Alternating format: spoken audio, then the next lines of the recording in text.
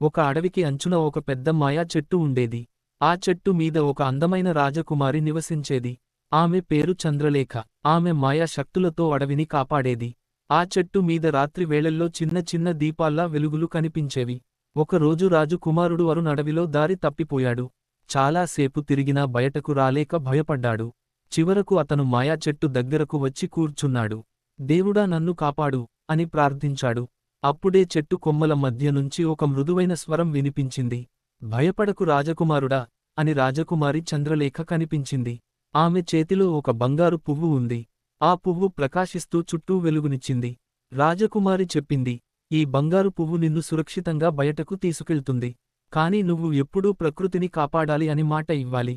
రాజకుమారుడు వెంటనే అంగీకరించాడు. బంగారు పువ్వు వెలుగు చూపిన దారిలో నడుస్తూ అతను అడవి బయటకు చేరుకున్నాడు. రాజ్యంలోకి వెళ్లి జరిగిన విషయాన్ని అందరికీ చెప్పాడు. అప్పటినుంచి రాజు అడవిలో చెట్లు నరకడం నిషేధించాడు. రాజకుమారుడు తరచుగా మాయా చెట్టు దగ్గరకు వచ్చి రాజకుమారిని కలిసేవాడు. మాయా చెట్టు అడవికి రక్షకురాలిగా నిలిచింది. నీతి: ప్రకృతిని కాపాడితే ప్రకృతి మన